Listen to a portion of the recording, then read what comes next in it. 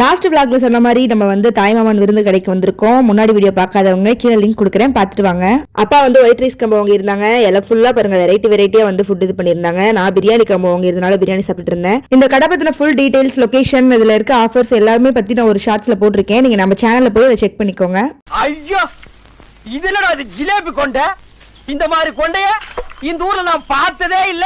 சாப்பிட்டுட்டு தம்பி வந்து லிப்பாம் கேட்டிருந்தாரு. ஸோ மெட்பிளஸ் போயிருந்தேன். அங்க வந்து அவிலியான்னு ஒரு பிராண்ட் இருந்துச்சு. என்ன பிராண்ட்னு கேட்டா அது வந்து மெட்பிளஸ் பிராண்ட் தான். ஸோ ட்ரை பண்ணலாம்னு வாங்கியிருந்தேன். அப்புறம் அந்த அண்ணா என்ன மெடிக்கல் கிக்கெட்ல வச்சிருக்கீங்கன்னு கேட்டா, அந்த அண்ணா எங்க கடையில எல்லாம் இருக்கு பாப்பா அப்படின்னு சொல்லிட்டாரு. அப்புறம் கடைக்கு வந்து கொத்தமல்லி வாங்க போயிருந்தோம். எக்ஸாக்ட்லி எங்க அப்பா இதே மாதிரி தான் மக்களை பேரம் பேசுவாரு.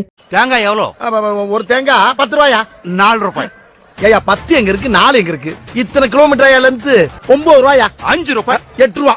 6 ரூபாய். இப்படி பேரம் பேசுறப்ப அவங்க நம்மளை பாப்பாங்க பாருங்க. ஐயோ அப்பா சீக்கிரம் வாங்கிட்டு வாப்பா அப்படிதான் இருக்கும். அப்புறம் கடைக்கு பால் வாங்குறதுக்காக நம்ம ஹேப் டெய்லி போனோம். அங்க போனோடனே எங்க அப்பா ஐயோ தெரியாம நீங்க கூட்டு வந்துட்டேன் அப்படின்னாரு. ஏன்னா இதுக்காக தான் மக்களே, என்னோட ஃபேவரட் சாக்லேட் இங்க தான் இருக்கு. இதுல இந்த ஃபிளேவர் வந்து நல்லா இருக்கும். இந்த பட்டர்ஸ்காட்ச் ஐஸ்கிரீம் மேல அந்த டாப்பிங்ஸ் இருக்கும்ல, அந்த கற்கண்டு மாதிரி அந்த இது வந்துட்டு இதுல இருக்கும். ரொம்ப நல்லா இருக்கும். சாக்லேட் லவர்ஸ்ல கண்டிப்பா ட்ரை பண்ணுங்க.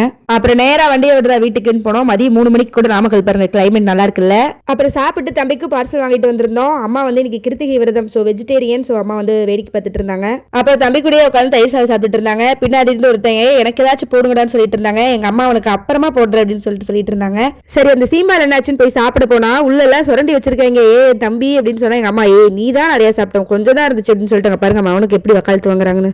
எங்க மம்மி அவனுக்கு சப்போர்ட் பண்ற வக்காலத்தோட இந்த வீடியோ முடித்துக் கொள்கிறேன். நெக்ஸ்ட் பார்ட் நாளைக்கு பார்க்கலாம். By guys, keep smiling.